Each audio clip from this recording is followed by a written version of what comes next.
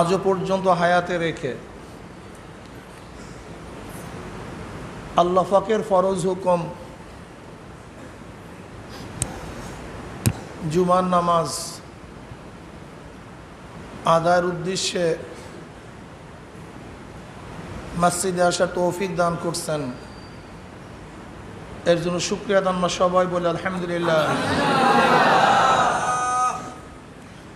ইতিমধ্যে গোটা দুনিয়ার থেকে বহুত মানুষ বিদায় হয়ে গেছে, চিরদিনের জন্য বিদায় হয়ে গেছে, আর কোনো দিন এই দুনিয়ার বুকে আসবে না। হয়তো তাদের স্মৃতি থাকবে, কারোর স্মৃতি মিলান হয়ে গেছে, অস্তিত্বই নেই। যারা বিদায় হয়ে গেছে কেউ হয়তোবা নাজাত পেয়ে যাবে, আল্লাহ পাকের দরবারে নাজি হিসাবে কবুল হবে। দুনিয়াতে ভালো কাজ করছিল, ঈমানের সাথে ছিল, ভালো আমল করছে, দিন অনুযায়ী চলাফেরা করছে।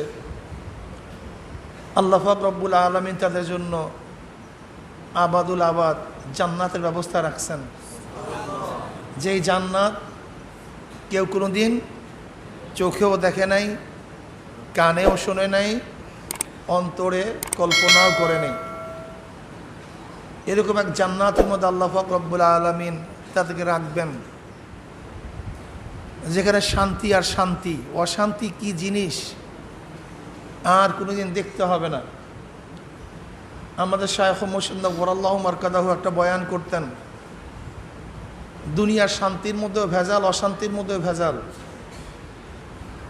কিন্তু জান্নাতের শান্তির মধ্যে কোনো ভেজাল নাই, অশান্তির মধ্যেও কোনো ভেজাল নাই। যেরকম ফ্যানের বাতাস শান্তির জন্য, আবার দেখা যায় বেশিক্ষণ যদি ফ্যানের তলে থাকে অশান্তি হয়ে যায়।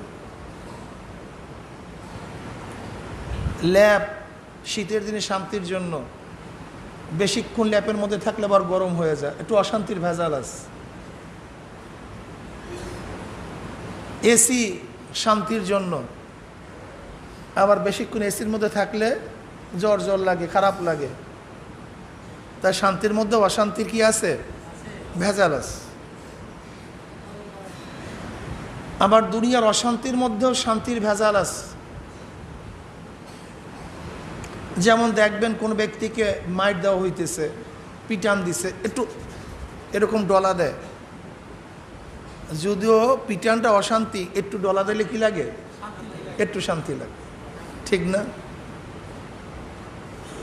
জেলের মধ্যে অশান্তি, কিন্তু ভাই একটু সিট ভালো দেন, খাওয়া ভালো দেন। দেখা জেলের অশান্তির মধ্যেও একটু শান্তির ভেজাল আছে। দুনিয়ার অশান্তির মধ্যেও শান্তির ভেজাল, শান্তির মধ্যে অশান্তির ভেজাল, কিন্তু জান্নাতের শান্তির মধ্যে অশান্তির কোনো ভেজাল নাই। নিরঙ্কুশ শান্তি আর শান্তি, আর অশান্তির মধ্যে শান্তির কোনো ভেজাল নাই, শুধু অশান্তি আর অশান্তি। আল্লাহ পাক রব্বুল আলামিন আমাদেরকে যেন সেই নিরঙ্কুশ আখিরাতের শান্তির ব্যবস্থা করে দেন, এবং সেই অশান্তিতে আল্লাহ পাক রব্বুল আলামিন আমাদের সবাইকে হেফাজত করেন। আল্লাহ পাক রব্বুল আলামিন ওই চিরজীবন শান্তিতে রাখার জন্যই যুগে যুগে নবী প্রেরণ করেছেন, রাহনুমাই করছেন। তারা রাহনুমাই করার জন্যই তারা আদিষ্ট। আল্লাহ নবীরা আসছেন, জাতিকে মাতাইছেন এই পথ জান্নাতের পথ, এই পথ জাহান্নামের পথ। ওয়াহাদাইনাহুন নাজদাইন, দুইটা পথ, একটা হলো জান্নাতের পথ আর একটা কি? জাহান্নামের পথ। যুগে যুগে একদল লোক জান্নাতের পথে চলছে, একদল লোক জাহান্নামের পথে চলছে। আল্লাহ পাকের সূচনায় এইভাবে, এইটাই নিজাম, কিচ্ছু করার নাই। আল্লাহ পাক রব্বুল আলামিন আদমকে সৃষ্টি করেছেন জান্নাতের জন্য, আবার শয়তান সৃষ্টি হয়েছে জাহান্নামের জন্য। সেখান থেকেই শুরু, কিচ্ছু করার নেই। আদাওয়াতি, শত্রুতা সেখান থেকেই শুরু। আল্লাহ পাক রব্বুল আলামিন আদমকে সৃষ্টি করেছেন,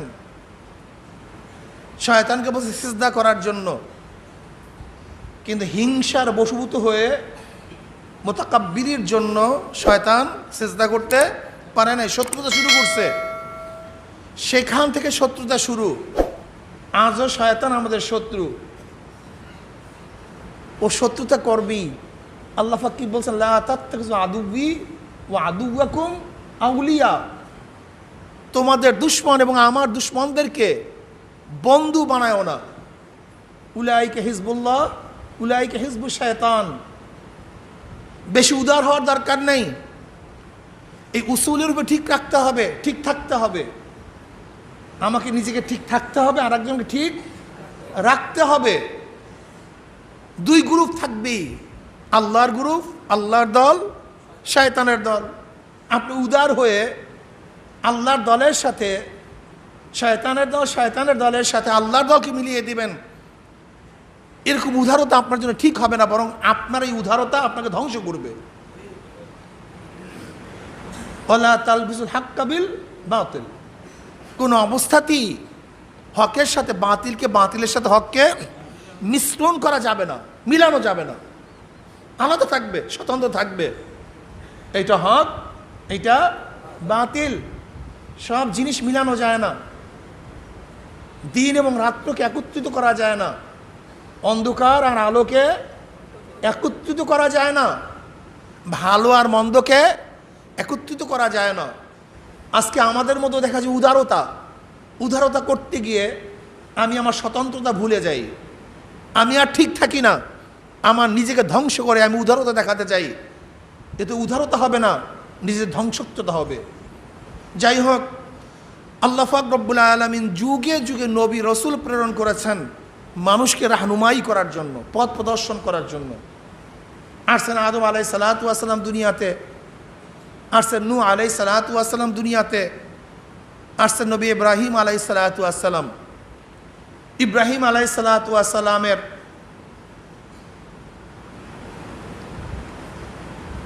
অনেক স্ত্রী ছিল, এর মধ্যে একজন ছিল হাজারা আলাইহিস সালাতু ওয়াস সালাম, একজন ছিল সারা আলাইহিস সালাতু ওয়াস সালাম। হাজারা আলাইহিস সালাতু ওয়াস সালাম গর্ভে জন্মগ্রহণ করেন ইসমাইল আলাইহিস সালাতু ওয়াস সালাম, আর সারার গর্ভ থেকে জন্মগ্রহণ করেন ইসহাক আলাইহিস সালাতু ওয়াস সালাম। এই নবী ইসহাকেরই জন্মগ্রহণ করেন তার ঔরারজা সন্তান হযরত ইয়াকুব আলাইহিস সালাতু ওয়াস সালাম। ইয়াকুব আলাইহিস সালাতু ওয়াস সালামের 4 জন স্ত্রী ছিল।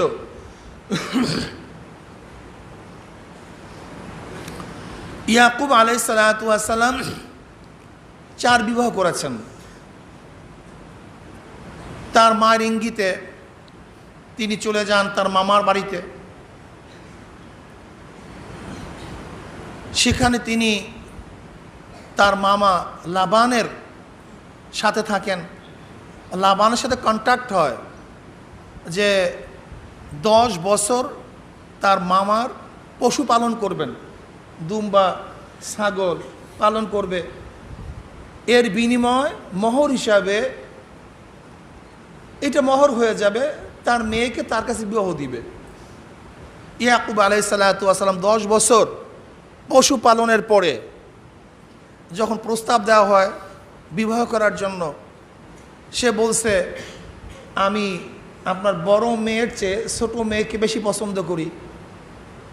কিন্তু লাবান বলছে, লাবান হলো ওই এলাকার গভর্নর ছিল, যে এলাকায় এই রসম নাই যে বড় মেয়েকে বাদ দিয়ে ছোট মেয়েকে বিবাহ দেওয়ার কোনো রসম নিয়ম এলাকাতে নাই। কাজী তুমি আমার বড় মেয়েকে বিবাহ করো, যদি পছন্দ হয় আমার ছোট মেয়েকে তাহলে আরও 10 বছর তোমার এখানে থাকতে হবে এবং পশু পালন করতে হবে, তাহলে আমি আমার ছোট মেয়েকেও তোমার কাছে বিবাহ দেব। তৎকালীন সময় একই সাথে 2 আপন বোন বিবাহ করা জায়েজ ছিল, না জায়েজ ছিল না। সেই হিসাবে আরও 10 বছর তার কাছে ছিল। পশু পালন করছে, দুম্বা ছাগল পালন করছে, মাউর হিসাবে দিয়েছে তার শ্রম। বিনিময় তার ছোট মেয়ে রাহেলাকেও তার কাছে বিবাহ দেওয়া হয়েছে। তার বড় মেয়ের একজন দাসী ছিল জুলফা, এই জুলফাকেও তিনি বিবাহ করেন। আর রাহেলার এক দাসী ছিল বালহা, সেই বালহাকেও তিনি বিবাহ করেন। বড় মেয়ের ঘরে 6 সন্তান জন্মগ্রহণ করে। এর মধ্যে এক সন্তানের নাম ইয়াহুদ, যার পরিচয় বর্তমানে ইয়াহুদি গোষ্ঠী। এই যে ইয়াহুদি গোষ্ঠী সেখান থেকে আসে। আর ইয়াকুব আলাইহিস সালাতু ওয়াস সালাম আর এক নাম ছিল ইসরাইল। ইসরাইল শব্দটা এটা হলো ইব্রানি ভাষা। ইসরা অর্থ আব্দ, গোলাম, ইল মানি আল্লাহ। তা ইসরাইলের অর্থ কি দাঁড়ায়? আব্দুল্লাহ, আল্লাহর গোলাম। হযরত ইয়াকুব আলাইহিস সালাতু ওয়াস সালামের নাম ছিল ইসরাইল। এর থেকেই বনি ইসরাইল, ইসরাইলের গোষ্ঠী, ইসরাইলের গোত্র। ইয়াকুব আলাইহিস সালাতু ওয়াস সালাম থেকেই ইসরাইল শুরু হয়। হযরত রাহেলার ঘরে 2 সন্তান জন্মগ্রহণ করে, হযরত ইউসুফ আলাইহিস সালাতু ওয়াস সালাম এবং বিনিয়ামিন। ইয়াকুব আলাইহিস সালাতু ওয়াস সালামের 11 সন্তানের জন্মগ্রহণ করেন ফেদাকে, তার মামার বাড়িতে। শুধু বিনিয়ামিন জন্মগ্রহণ করেন কেনানে, ফিলিস্তিনে। সেখানেই তিনি থাকেন, পরবর্তীতে এখানে চলে আসেন। হযরত ইউসুফ নবী আলাইহিস সালাতু ওয়াস সালাম মিশরের আজিজে মিসর হওয়ার পরে, মিশরের আজিজে মিসর হওয়ার পরে, আজিজে মিসরই নয়, এক কথায় বলতে গেলে তিনি পূর্ণ ক্ষমতার অধিকারী ছিলেন মিশরের।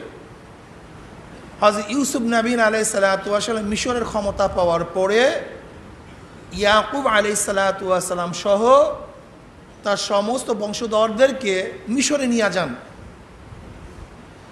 সেখানেই দীর্ঘদিন পর্যন্ত বসবাস করতেছিলেন। একেবারে দ্বিতীয় রামাসিস, এই যে ফেরাউন, তার ছেলে মুসা আলাইহিস সালাতু ওয়াস সালামের জমানার ফেরাউন মিশরের সমস্ত প্রেসিডেন্টদেরকে, বাদশাদেরকে ফেরাউন বলা হইতো, এটা তাদের উপাধি। 41তম প্রেসিডেন্ট পর্যন্ত এই উপাধিতে তারা ভূষিত ছিল ফেরাউন। তাই মুসা আলাইহিস সালাতু ওয়াস সালামের জমানায় যে ফেরাউন ছিল, সেই ফেরাউন ছিল দ্বিতীয় রামসিসের ছেলে। তাই মুসা আলাইহিস সালাতু ওয়াস সালামের জমানায় সেই ফেরাউন গোটা বনি ইসরাইলদেরকে মিশরের থেকে ভাগায়া দিস, জ্বালাতন করছে। হযরত মুসা আলাইহিস সালাতু ওয়াস সালাম তখন এই বনি ইসরাইলদেরকে নিয়ে ফিলিস্তিনে চলে আসেন। এরপরের থেকে বহু ঘটনা ঘটছে ইহুদিদের ব্যাপারে, বহু যুদ্ধ বিগ্রহ ঘটছে। এক সময় ইহুদিরা কোনো অবস্থাতে আর পারতেছিল না, নির্যাতিত হইতেছিল। তাদের তাওরাতের মধ্যে লেখা ছিল যে এমন এক নবী আসবে তাদের গোত্রের মধ্যে, অর্থাৎ নবী ইব্রাহিম আলাইহিস সালাতু ওয়াস সালাম উত্তরসূরিদের মধ্যে, যারা আবার বিজয় অর্জন করবে। এবং সেই নবী আসবে মক্কায়, হিজরাত করবে মদিনায়, ইয়াসরাবে। সেই অনুযায়ী কিন্তু এই ইহুদিরা বিজয় অর্জন করার স্বার্থে সেই তাদের নবী ইব্রাহিম আলাইহিস সালাতু ওয়াস সালামের বংশধরের মধ্যে এমন একজন নবী আসবে যে আবার বিজয় অর্জন করবে, জয় করবে। এই আশাই কিন্তু দীর্ঘদিন পর্যন্ত মদিনায় সেই নবীর পাওয়ার অপেক্ষায় অপেক্ষমান ছিল, দীর্ঘদিন পর্যন্ত। যখন নবী আলাইহিস সালাতু ওয়াস সালাম আসছে, যখন তার সাথে সমস্ত বিবরণ মিলে গেছে, তাদেরকে বলা হয়েছিল তোমরা যেই নবীর অপেক্ষায় দীর্ঘদিন পর্যন্ত এখানে অবস্থান করতেছ, এই নবী তো সেই নবী।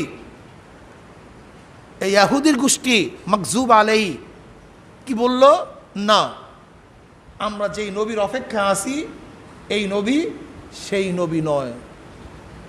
আল্লাহ পাক রব্বুল আলামিন এদেরকে মোহর লাগাইয়া দিছেন, গায়রিল মাগদুবি আলাইহিম ওয়ালাদ-দাল্লিন। ইবনে কাসির রহমাতুল্লাহ আলাইহি বহু সাহাবীদের কওল নিয়ে আসছেন, এই মাকজুব বলতে কারা? এই মাকজুব বলতে ইয়াহুদি। এই মাকজুব বলতে কারা ভাই? ইহুদি। এরা গজবকৃত। আল্লাহ পাক রব্বুল আলামিন এদের মধ্যে গজব লাগাই দিয়েছেন। আল্লাহ পাক রব্বুল আলামিন মাল্লানাল্লাহ, আল্লাহ পাক রব্বুল আলামিন এদের অভিশপ্ত করেছেন। এটা অভিশপ্ত এক গোষ্ঠী, এটা মাকজুব আলাই গোষ্ঠী। মাকজুব এবং দলের মধ্যে পার্থক্যটা কি? মাকজুব এবং দলের মধ্যে পার্থক্যটা কি? মাকজুব হলো যারা সত্য বুঝে অস্বীকার করে, তাকে বলা হয় মাকজুব। আর দল মানে যারা সত্যান্বেষী নয়, সত্যকে সন্ধানই করে না। তাই ইহুদিরা সত্য জানে কিন্তু মানে না, আর নাসারারা সত্য সন্ধান করে না, সত্য সন্ধান করে না। আর ইহুদিরা সত্য জানে কিন্তু মানে না। কিন্তু মুসলমানদেরকে সত্য জানতেও হবে, মানতেও হবে। এর জন্য ওরা ইহুদি মাকজুব, আর নাসারা খ্রিস্টান ওর হলো দল। তা মাকদুবের কি পরিচয়? যারা সত্য জানে কিন্তু মানে না। আর দল নাসারা খ্রিস্টান যারা সত্যান্বেষী নয়, যারা সত্যকে তালাশ করে না। দেখবেন আজকেও একদল আছে যারা চরমোনাইকে সত্য জানে, চরমোনাইকে সত্য জানে কিন্তু সত্য জানার পরেও মানে না। এরাই হলো মাকজুবের গোষ্ঠী, এরাই মাকজুবের গোষ্ঠী। আপনি একা একা জিজ্ঞাসা করবেন, ভাই তুমিই বলো চরমোনাই হক কি হক না, কসম করে বলো চরমোনাই হক কি হক না। তারা বলবে হ্যাঁ হক, সবই ঠিক, কিন্তু মানতে পারতেছি না। এই একই মাসালায় আবু জেহেল আমার নবীকে মানতে পারে নাই। আমি সংক্ষেপে বলবো, আবু সুফিয়ান, আখনাস ইবনে শরীফ এবং আবু জাহেল তিনজন একত্রিত হয়ে নবী আলাইহিসসালাতু ওয়াস সালাম কোরআন শুনতেন। ফজরের সময় একে একের সাথে দেখা হয়ে যায়, বলতেছে ভাই আমরা গোত্রীয় লিডার, আমরা যদি কোরআন শুনি তাহলে তো সমস্ত মানুষ কোরআন শুনবে, আর যে কোরআন শুনবে সে হেদায়েত পেয়ে যাবে। অবস্থা খুবই খারাপ, কাজে এই কাজ করা যাবে না। উভয়ের সাথে শপথ গ্রহণ করছে যে না, আমরা নবী মুহাম্মাদের কোরআন শুনতে যাব না, মুহাম্মাদের কোরআন শ্রবণ করব না। কিন্তু কোরআনের আকর্ষণ তো ভিন্ন এক আকর্ষণ। এ তো কোনো শপথে ফিরানোর জিনিস না, এ তো মায়ের অত্যাচারে ফিরার জিনিস নয়। আবারও প্রত্যেকে চুপে চুপে কোরআন শুনতে গেছে, কেন শপথ হয়ে গেছে। এখন আর সুফিয়ান আসবে না, এখন আর আবু জেহেল আসবে না, এখন আর আখনাস আসবে না, আমি একা কোরআন শুনবো। বাস প্রত্যেকের কোরআনের মধ্যে কোরআন শুনতেছিল। দারুল আলকামের মধ্যে, তখন দারুল আলকামের মধ্যে নবী আলাইহিসসালাতু ওয়াস সালাম কোরআন তেলাওয়াত করতেন। সারা রাত্র মজা মারিয়া কোরআন শুনছে। যখনই পরিষ্কার হয়ে যাবে, হবে ভাগতে হবে, যখনই সবাই ভাগা শুরু করছে আবার একত্রিত হয়ে গেছে। কিরে ভাই? আবু জেহেল বলতেছে হ্যাঁ নিষেধ করলাম না আসবো না, তোমাকে নিষেধ করলাম না আসবো না। আবু সুফিয়ান বলতে ফাইজলামি করো, তুমিও তো কসম করছো আসবো না, তুমি আসছো কেন? বাহাদুরি করো, তুমি আসছো কেন? তুমিও যেই আকর্ষণে আসছো আমরা একই আকর্ষণে আসছি। যাই হোক, আমি ঘটনা বলা উদ্দেশ্য না, ঘটনা এখন বলারও সম্ভব না। এবারে তাদের মধ্যে আখনাস নামে শরীফ সবচেয়ে মুরব্বী ছিল। সে লাঠি ভর দিয়ে আবু সুফিয়ানের কাছে এসে জিজ্ঞাসা করতেছে, তোমার ধারণা কি ওই ব্যক্তি সম্পর্কে? কোন ব্যক্তি? নবী মুহাম্মদ সাল্লাল্লাহু আলাইহি ওয়াসাল্লাম সম্পর্কে তোমার ধারণা কি? তখন আবু সুফিয়ান বলতেছে, তোমারও যে ধারণা আমারও একই ধারণা, মানে সে একজন কি হক সত্য নবী।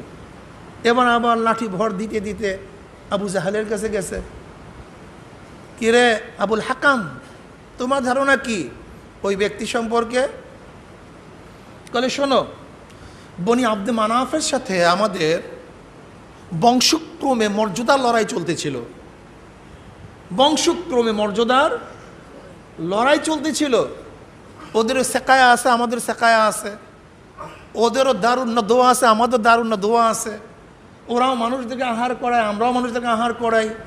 ওরাও নেতৃত্ব প্রদান করে, আমরাও নেতৃত্ব প্রদান করি। বংশীয় মর্যাদা যখন সমানে সমান চলতেছিলাম, উভয়ের ঘোড়ার দুই ঝানু যখন সমানে সমানে চলতেছিল, এটা আরব প্রবাদ বাক্য, মানে আমার দুই ঘোড়া এমনভাবে চলে যে ঝানুর মধ্যে ঝানু ঘর্ষণ খাইতে থাকে, মানে সমানে সমানে চলতেছিলাম। হঠাৎ করে তাদের মধ্যে দাবি করছে নবী আসছে, কিন্তু আমাদের মধ্যে নবী নেই। কাজে মর্যাদার লড়াইতে যেহেতু তারা অগ্রসর হয়ে গেছে, কাজে আমি কোনোদিন এটা মানতে পারি না। হাসাদ হাসাদ হাসাদ হিংসা এমন এক জিনিস যা সত্য গ্রহণ করার থেকে আবৃত করে দেয়, পর্দা ঢেলে দেয়। এই একই হাসাদের কারণে শয়তান নবী আদমকে সিজদা করতে পারে নাই। আনা খায়রুম মিনহু, আমি তার চেয়ে ভালো, আমি তার চেয়ে উত্তম। এই একই হাসাদের কারণেও শয়তান আদমকে সিজদা করতে পারে নাই। এই একই হাসাদের কারণে আবু লাহাব ইসলাম গ্রহণ করতে পারে নাই। তা আবার কি, আবু লাহাব আর আব্দুল মুত্তালিবের ইশারায় আবু তলেবের মধ্যে ছোটবেলায় নবী আলাইহিস সালাতু ওয়াস সালামের ছোটবেলায় তাদের জুয়ান বয়সে মল্লযুদ্ধ শুরু হয়ে গেছে, কুস্তি। আবু লাহাবও আমার নবীর চাচা, আবু তলেবও আল্লাহ নবীর চাচা, উভয়ের মধ্যে মল্লযুদ্ধ, কুস্তি শুরু হয়ে গেছে। আবু লাহাব আবু তলেবকে নিচে ফেলে দিয়েছে। এবার নবী আলাইহিস সালাতু ওয়াস সালাম আবু তলেবকে গিয়ে সাহায্য করতেছে। আবু লাহাব বলতেছে, আমিও তোমার চাচা, আবু তলেবও তোমার চাচা, আমাকে বাদ দিয়ে তুমি আবু তলেবকে কেন সাহায্য করতেছো? বলে, হ্যাঁ, উভয় আমার চাচা, কিন্তু আপনার তুলনায় আবু তলেব আমার কাছে অনেক বেশি প্রিয়। এই কথাটা আবু লাহাবের ভালো লাগে নাই। এই ছোট এতিম নবীর ছোটবেলার এই মন্তব্যটা আবু লাহাবের ভালো লাগে নাই। ওই দিন থেকে আবু লাহাব আমার নবীর শত্রুতা শুরু করছে। মারাত্মক এক জিনিস। যাই হোক, এই ইহুদিরা দীর্ঘদিন পর্যন্ত আমার নবীর সন্তানে ছিল, নবী আসার পরে মানতে পারে নাই। এরপরে নবী আলাইহিস সালাতু বিজয় অর্জন করছে, খায়বার থেকে তাদেরকে ভাগিয়ে দিছে। খায়বারও তাদের জায়গা নাই। ওমর ইবনে খাত্তাব রাদিয়াল্লাহু জমানায় খায়বার থেকে তাদেরকে, নবীর জমানায় মদিনার থেকে খায়বারে, আর ওমর ইবনে খাত্তাব রাদিয়াল্লাহু জমানায় খায়বার থেকে জাজরিয়াল আরব থেকে তাদেরকে বের করে দিচ্ছে। এরা সাহাবার এক জাতি, আল্লাহর ভাষায় এদের কোনো উদ্যান থাকবে না, জমি থাকবে না, এলাকা থাকবে না, রাষ্ট্র থাকবে না। এরা ঘুরতে থাকবে, উভ্রান্ত ঘোড়ার মতো তারা ঘুরতে থাকবে বিভিন্ন জায়গাতে। তারা গোটা দুনিয়ার মধ্যে ঘুরতে ছিল। জার্মানির মধ্যে ছিল প্রথম বিশ্বযুদ্ধে জার্মানির হিটলার এদেরকে হত্যা করছে। কোনো কোনো ঐতিহাসিক বলেন 10 লক্ষ ইহুদিদেরকে কতল করছে, আর কোনো কোনো ঐতিহাসিক বলেন 60 লক্ষ ইহুদিদেরকে হিটলার কতল করে ফেলছে। 60 লক্ষ। কিছু কিছু ইহুদিদেরকে হিটলার তখনও কতল করে নাই। হিটলার নিজেই এর জবাব দিস, আমি সমস্ত ইহুদিদেরকে কতল করতে পারতাম, কিন্তু কতল করি নাই কেন? আমি কিছু ইহুদিকে এর জন্য দুনিয়াতে ছেড়ে দিয়েছি যেন পরবর্তী মানুষ আমার উপরে কোনো দোষ আরোপ না করে, অভিযুক্ত না করে যে ইহুদিদেরকে হিটলার কেন হত্যা করছে। ওদের চরিত্র, ওদের ব্যবহার, ওদের আচরণ দেখে মানুষ মন্তব্য করবে যে হিটলার ওদেরকে হত্যা করে ঠিকই করছে, এটা কোনো খারাপ কাজ করে নেই। এই হিটলারের মন্তব্য। এই কারণে আমি সমস্ত ইহুদি হত্যা করার সুযোগ পেয়েও আমি কিছু ইহুদিকে হত্যা করি নেই। দ্বিতীয় বিশ্বযুদ্ধের মধ্যে দুইটা জোট ছিল, জার্মান কেন্দ্রিক এক জোট, ইংল্যান্ড কেন্দ্রিক এক জোট, ব্রিটিশ কেন্দ্রিক এক জোট। তৎকালীন সময় ব্রিটিশের বিশাল সাম্রাজ্য ছিল, এমনকি বলা হয় ব্রিটিশের সাম্রাজ্যের মধ্যে সূর্য ডুবতো না। এক রাষ্ট্রে সূর্য উদিত হইতো, আর এক রাষ্ট্রে সূর্য ডুবতো, এরকম বিশাল এক সাম্রাজ্য তারা করছে। প্রথম বিশ্বযুদ্ধে মিত্রজোটের সাথে ইংরেজি জোটের সাথে, ইংরেজি জোটকে মিত্রজোট বলা হয়, এই ইংরেজি জোটের সাথে ইহুদিরা চুক্তি করে আমরা তোমাদেরকে সাপোর্ট করব, কিন্তু আমাদের জন্য আলাদা একটা রাষ্ট্র গঠন করতে হবে। ওইদিকে মধ্যপ্রাচ্যের আরবদের সাথেও তুর্কির বিরুদ্ধে, তুর্কি খেলাফতের বিরুদ্ধে এই ব্রিটিশ উৎসাহিত করছে, বিদ্রোহ ঘোষণা করার জন্য উৎসাহিত করছে। কি বলে? আমরা তোমাদেরকে বৃহত্তম এক রাষ্ট্র প্রদান করব, গোটা আরবকে একত্রিত করে বৃহত্তম এক রাষ্ট্র তোমাদেরকে প্রদান করব, তোমাদেরকে ক্ষমতা প্রদান করব, এখানে আমরা থাকবো না, তোমরা তুর্কিদের বিরুদ্ধে আন্দোলন করো, সংগ্রাম করো। এই প্রথম বিশ্বের যুদ্ধে এই আরবরা ব্রিটিশের পক্ষ অবলম্বন করে, জার্মানির বিরোধিতা করে, অথচ ইহুদিদের সাথেও তাদের চুক্তি হয়েছে, মধ্যপ্রাচ্যের সাথে তাদের কি হয়েছে? চুক্তি হয়েছে। যখন ব্রিটিশ জোট বিজয় অর্জন করছে, এবার ইহুদিরা বলতেছে তোমাদের ঘোষণা অনুযায়ী, চুক্তি অনুযায়ী আমাকে রাষ্ট্র দাও, রাষ্ট্র ঘোষণা করো। 1917 সনে বেলফোরে ঘোষণা দেয় জেরুজালেম ইহুদিদের কান্ট্রি হিসাবে। যখন জেরুজালেম ইহুদিদের কান্ট্রি হিসাবে ঘোষণা দেয়, তখন মুসলমানরা, আরবরা মনে করছে আমাদের অবস্থা খারাপ, আমাদের অস্তিত্ব বিলীন হয়ে যাবে। তখন তারা 1945 সনে আরব লীগ গঠন করে। এই আরব লীগ গঠনই করা হয় ইহুদি রাষ্ট্রের বিরুদ্ধে। 1945 সনে আরব লীগ গঠন করার পরে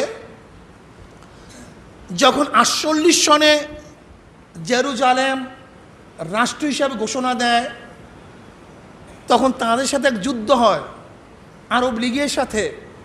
সেই যুদ্ধে আরব লীগ হারে, কারণ গোটা ইউরোপ, আমেরিকা, ইংল্যান্ড, পাশ্চাত্যরা, সমস্ত বেঈমানরা সব ইসরায়েলের পক্ষে ছিল, আরবদের বিপক্ষে ছিল।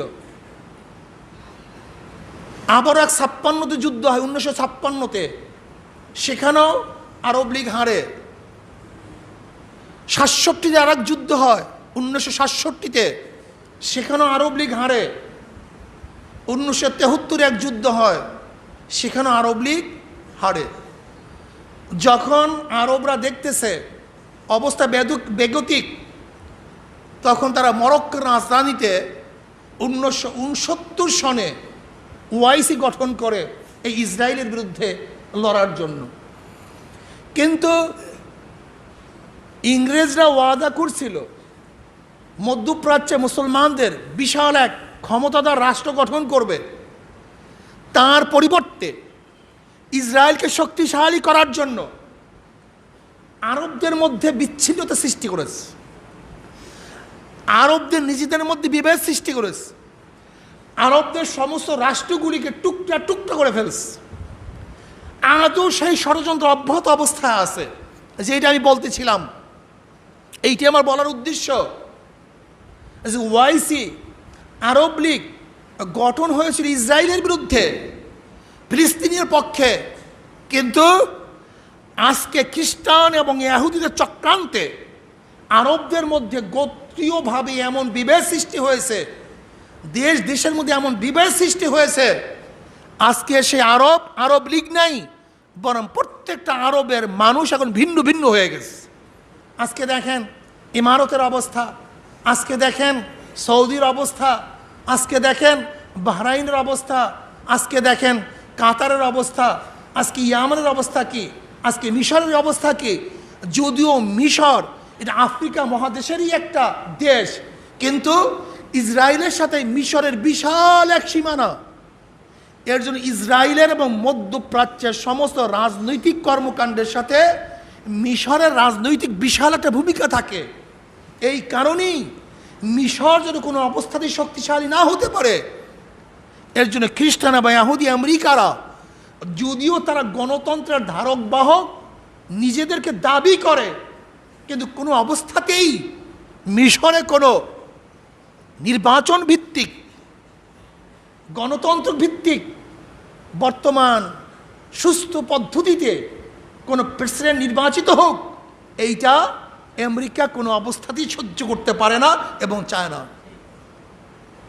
অথচ ওরাই সন্ত্রাসের বিরুদ্ধে, জঙ্গিবাদের বিরুদ্ধে, নির্বাচনের পক্ষে আন্দোলন করে, সংগ্রাম করে।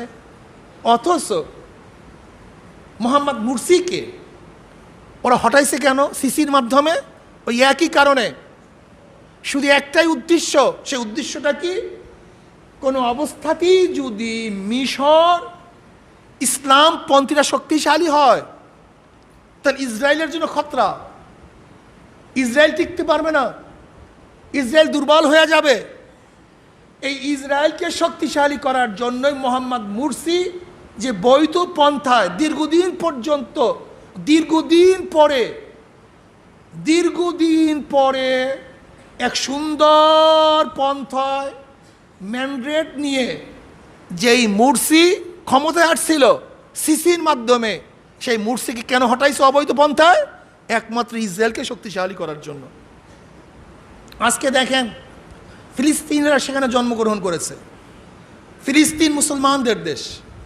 এই ফিলিস্তিনের ইসরায়েলের বিরুদ্ধে আন্দোলন সংগ্রাম অব্যাহত রাখছে বিভিন্ন গোত্র হিসাবে, কিন্তু পারে নাই।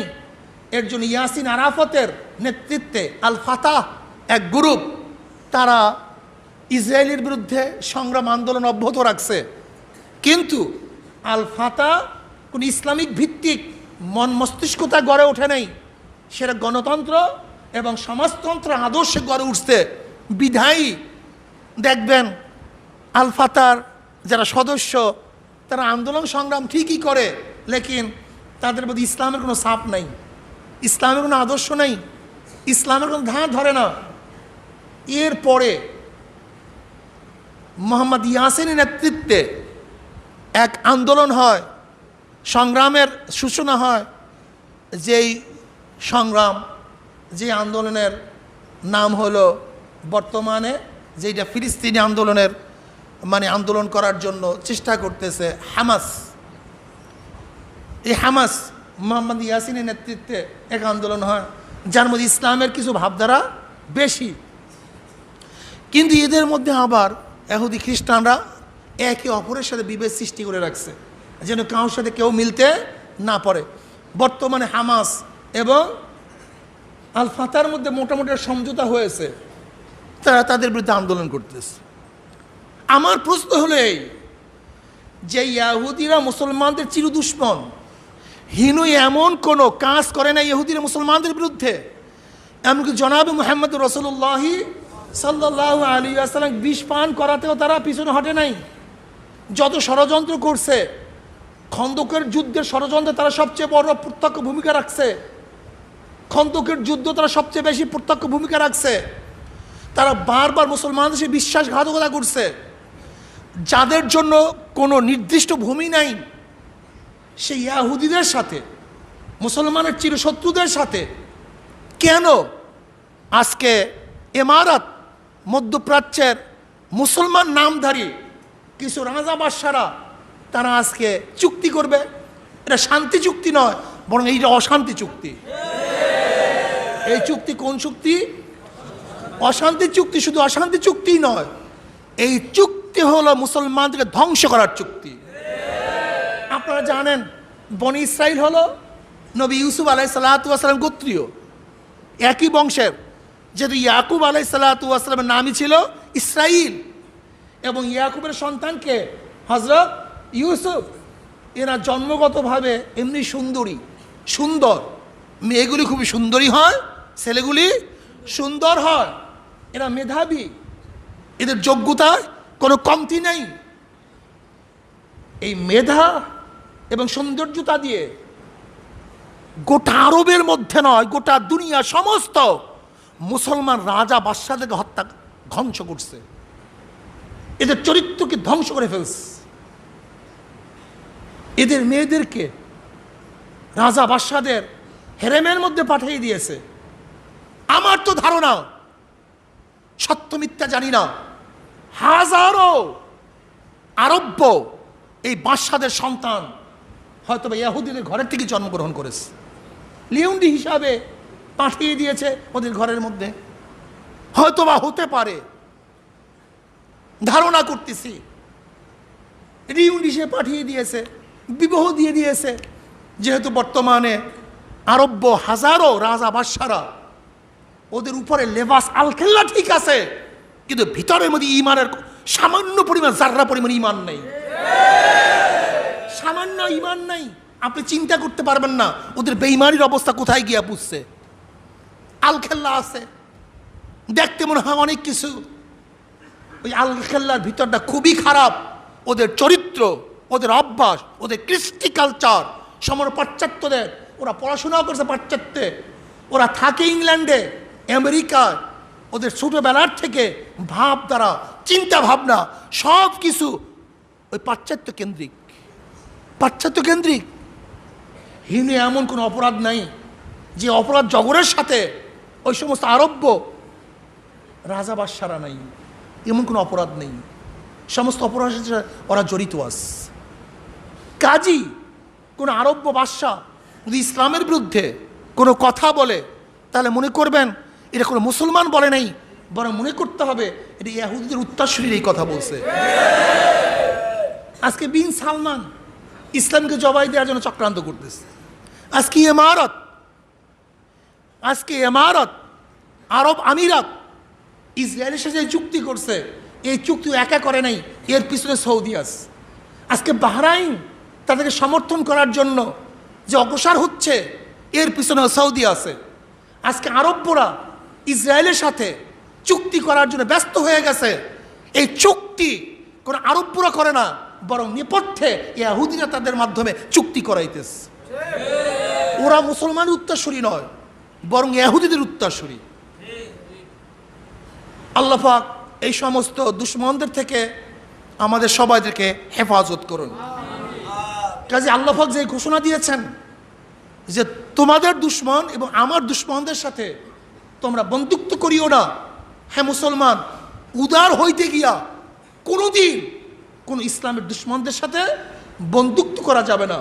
হ্যাঁ, ভালো ব্যবহার করব, সাহায্য করব, সহযোগিতা করব, মানব হিসাবে তাদের পাশে থাকব, কিন্তু আমি মোমেন হিসাবে কোনো গায়ের মোমেনকে বন্ধু হিসেবে গ্রহণ করতে পারি না।